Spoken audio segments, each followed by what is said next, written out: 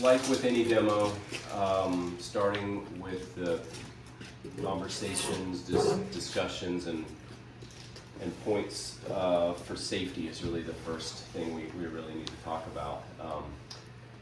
So, unlike other areas, there's not going to be, spinning blades or kind of moving bits and things, but it's still important to think about safety, and a lot of it has to do with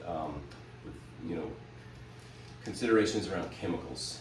So what we're using is silica-based materials, and in a liquid form in our slurry.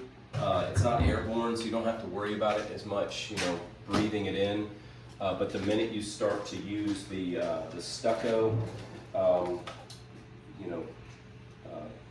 pieces, it's going to all of a sudden become airborne, and and breathing it in is not great. You don't want to end up with silicosis later in life. So wearing a respirator is the ideal situation.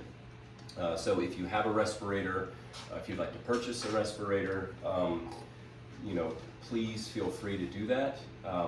That said, we do have a great ventilation system in this room. We have 2 snorkels. The one in the back of the room has been kind of turned off so that it increases the suction for this one, and we can pull this one down pretty close to the stucco, and you'll see it visually. It just all goes up into the snorkel, so it's really nice. So I feel pretty comfortable not wearing a respirator for that. I'm not, kicking it up really really aggressively. I'm doing it softly so that it all goes up into the snorkel. But like I said, if you want to wear a respirator, please do.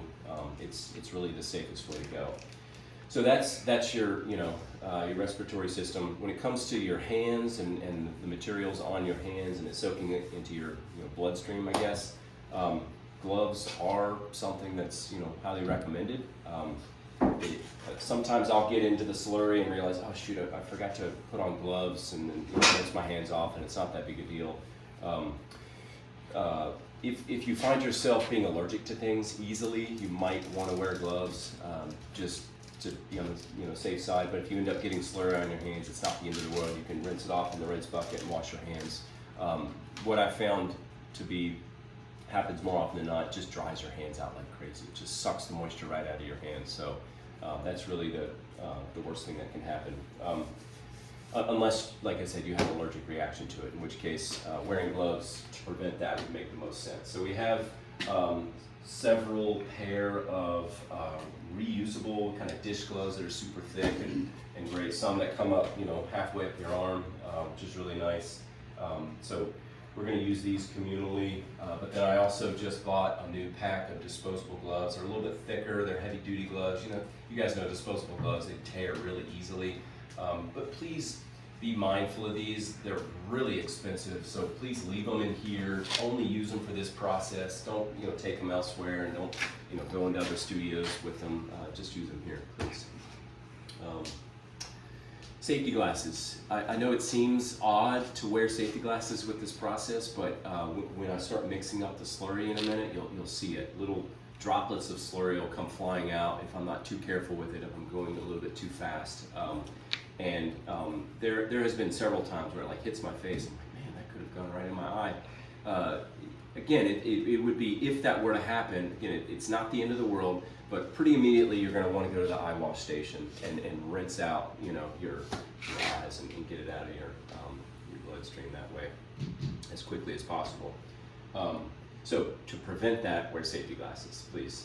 And if you have glasses on, obviously that would prevent splashes. But it's a gnarly slurry, and it's got grit in it, so you don't want to scratch your nice prescription glasses. Yes. It's very basic. What's that? It's basic. It's what basic? Like the pH.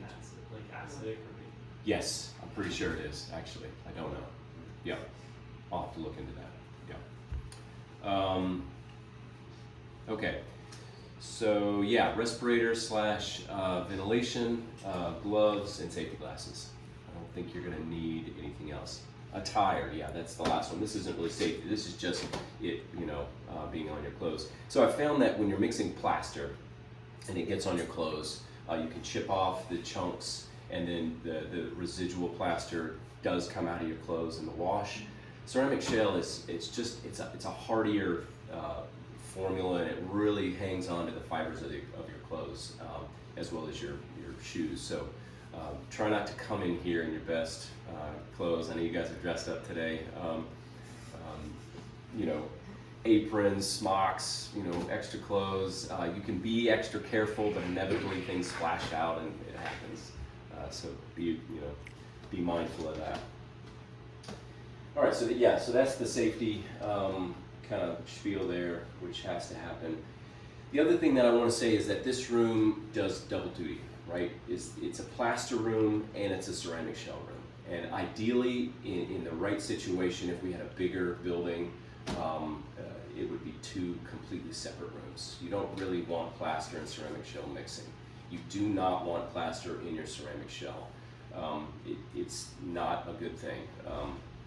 It can crack, it can even explode in high heat, it breaks down in high heat. So even in the smallest little amounts in your ceramic shell, if you're a ceramicist, you know this, you don't want plaster in your ceramic shell, okay, period. So I try my best to kind of keep plaster, you know, over there and ceramic shell over here, but inevitably it does intermingle, and I try not for it to. So try your best to, you know, don't grab the drill that's always set up. I went ahead and just rolled it up over there. So folks working on plaster casts right now, just be mindful that that's your drill, and we're gonna have a whole separate drill situation in here. So please don't accidentally grab the plaster mixing drill and stick it in the ceramic shell and just basically ruin an entire, very expensive batch of ceramic slurry with plaster chunks.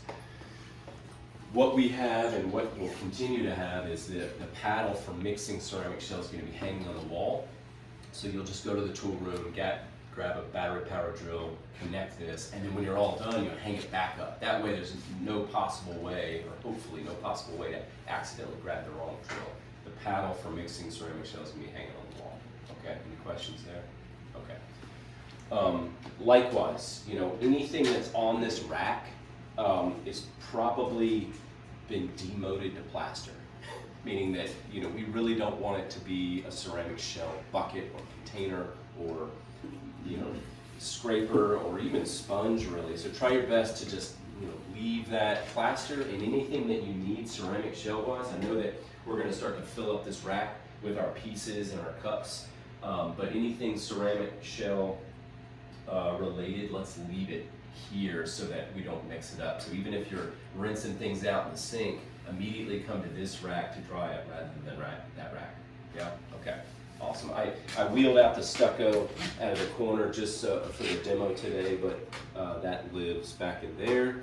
And then we also have a separate wash bucket. I'll pull it out here so you guys can see for the demo. Meaning that when you have ceramic shell on your hands or your gloves, instead of going to the plaster washout bucket in the sink, go to the ceramic shell washout bucket. Again, everything, we have doubles of everything in here that you would normally need for processes. So try your best to not be in such a hurry that you forget. And you're like, oh, I just got plaster on, you know, the gloves, and then you have to sit there and kind of scrub off the plaster before they can go back into the ceramic shell situation. All right, so yeah, let me get into the slurry now. So this thing's on wheels.